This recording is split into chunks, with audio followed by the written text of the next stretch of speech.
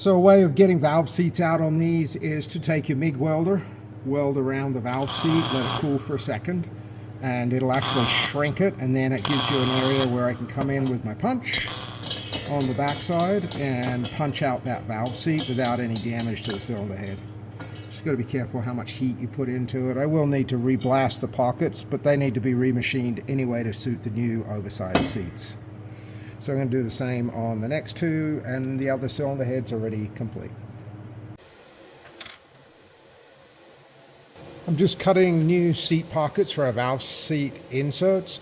When you pull out the old seats, you can't just slam a new one in. The holes are usually not round anymore, and I need to clean the seating surface. So I've set up with my seat cutter. I've got my height set. I'm going to cut an 8mm deep recess. So I've kind of taken the average of 3 different places with my cutter, set my Z gauge on my machine, and we're ready to cut.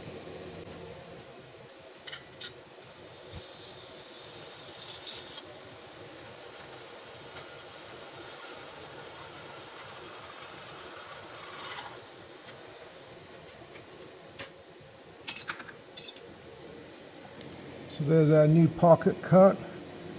And I had to go just a hair deeper. It was 0.035 of a millimeter, just so I could clean out where the seat was going to sit. So we're going to set up and do the other side on the exhaust. And I've already done the other head, then I'm going to straighten up my machining head and come do the same on the intake seats.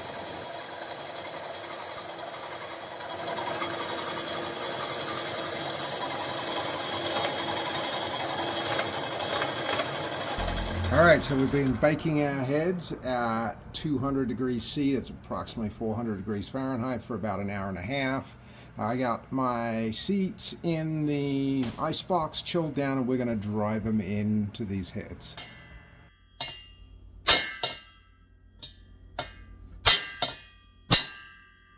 Okay, so we got to let these sit and cool completely down to room temperature next. Then they go back into the oven for at 400 degrees for 2 hours, and then let cool all the way to room temperature by themselves. So the heads are back in the oven for a 2-hour bake, and this sets the seat into the head material and just confirms that interference fit. So the next step after our seats are in is we're going to cut our angle. We're using a 3-way 3D cutter. This makes it very nice and quick. I've already set our valve size. This is a 30 degree, 45 degree, 60 degree angle with a 1.5mm seat width, and it leaves a very nice finish.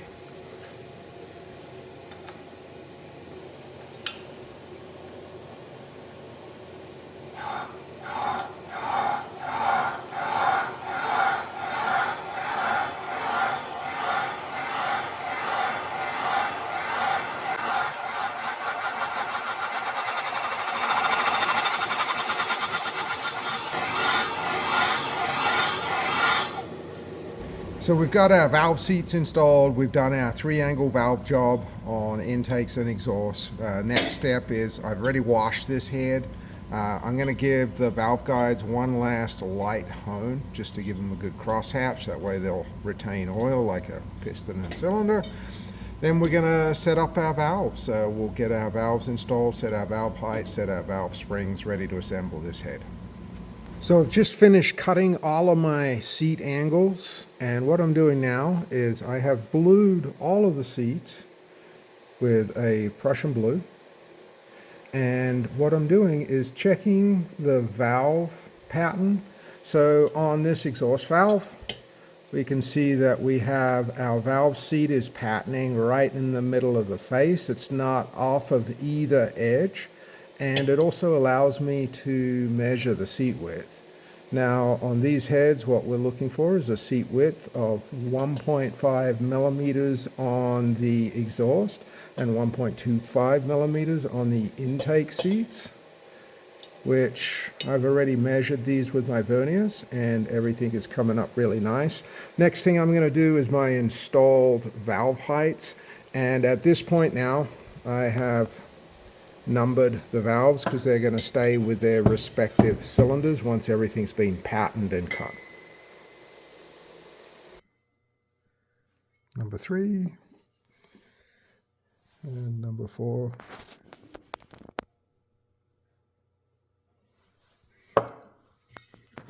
Then the next step is to wash everything.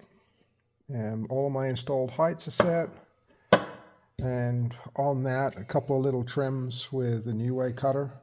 My exhaust seats with the new seat inserts were a little on the short side, not enough stick out on the valve end, so I just did a quick dress up with New Way, just lowered the seat by 0.2 of a millimeter.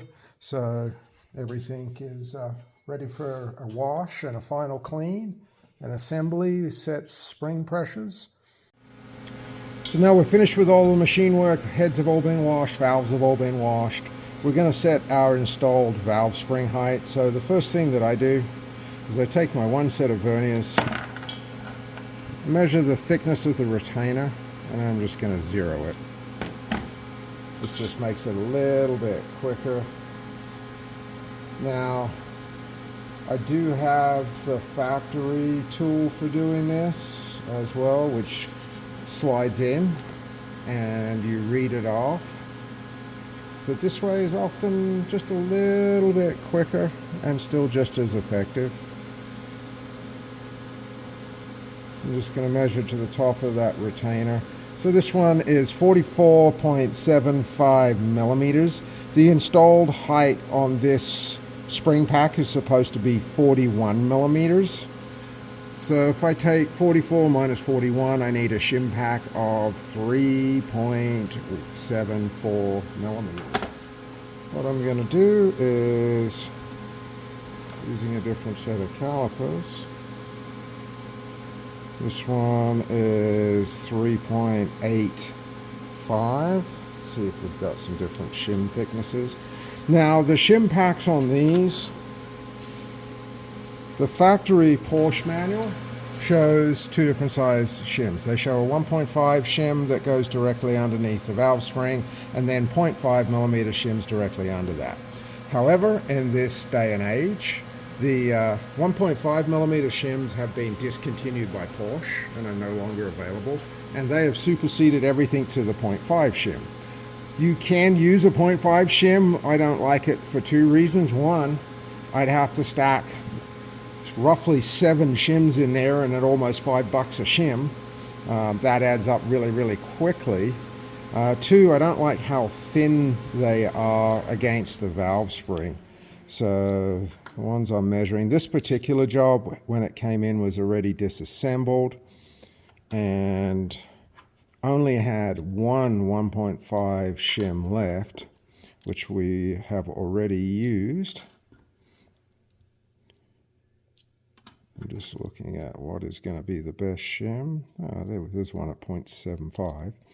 And because these heads are over 50 years old, they've been through a lot of different areas. So that's coming up at 3.8. That's close enough to 3.7 for me. So what I'm going to do is my smaller shim is going to go against the cylinder head. I'm using two 1.5 millimeter shims. And then next I have to install my valve stem seal.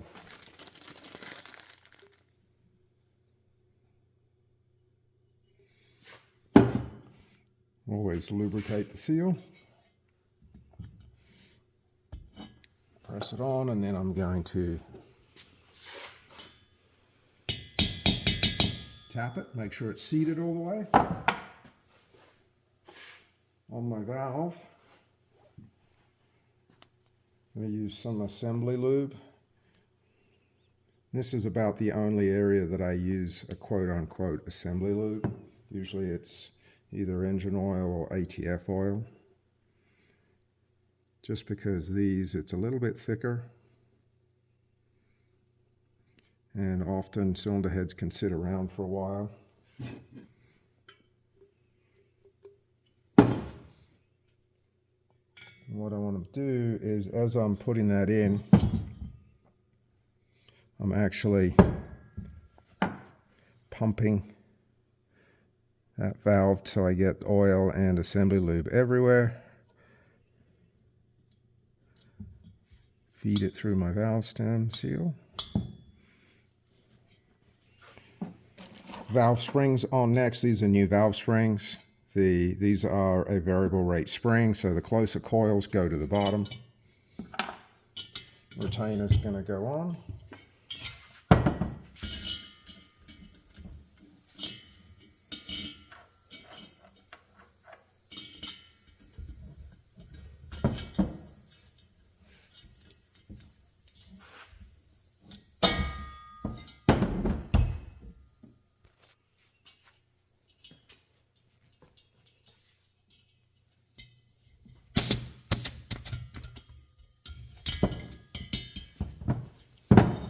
Okay.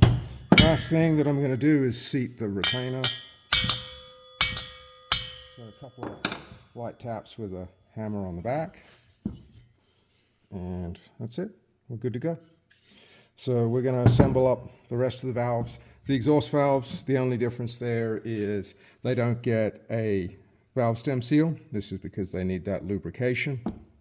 This is also where a lot of your oil consumption comes from on these heads.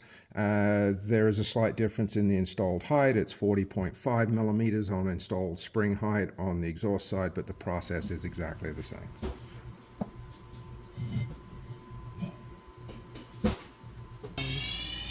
Okay, so now my heads are all assembled. The last stage of this job is I want to CC my chambers. I want to make sure that they're balanced from side to side, as well as with the other cylinder head. I know there's going to be slight differences between the heads, but let's see. So I've got my piece of Perspex with a little bit of grease on it.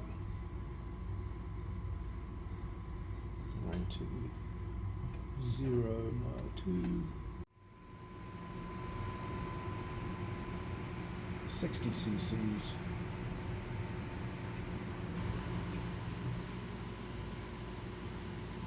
$60.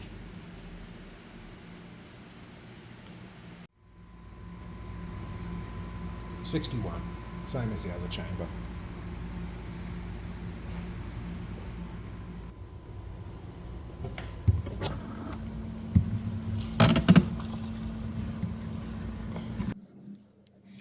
Okay, so we've got our rocker shafts back, and what's happened is these have been overbored to correct the wear and rehomed.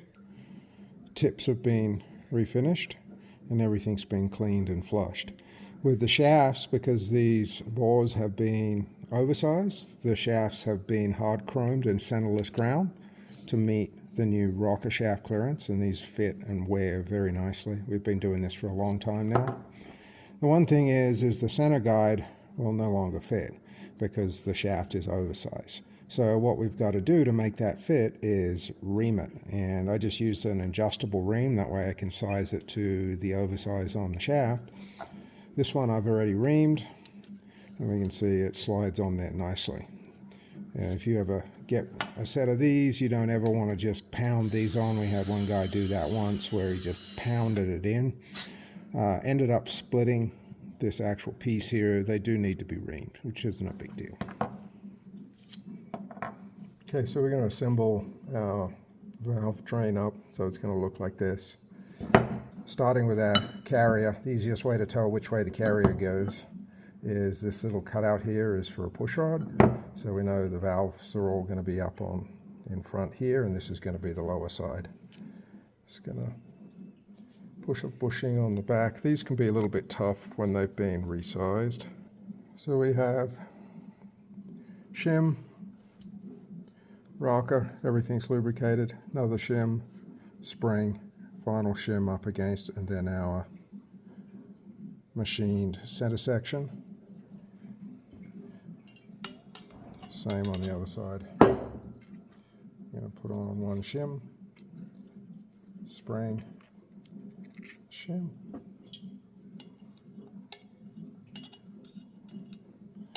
Plenty of lubrication where the rock is going to run.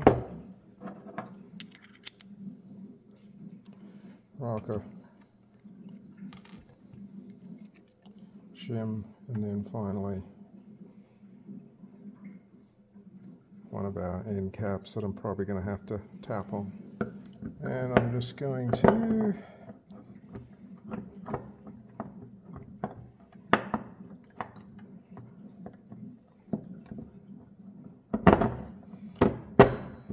line everything up on our rocker gear. Now this will all have to come off to be installed. I just want to make sure that everything is fitting correctly, moving correctly.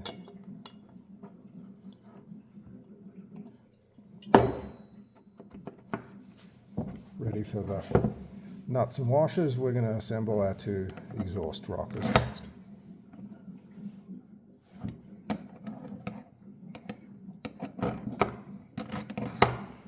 So with our exhaust, we have two different types. We have longs and shorts, and this is how they're going to sit. We got to put our bushings on. Same process as these, except they're going to have an individual spring. They're not going to have this divider, and we'll get these assembled up next.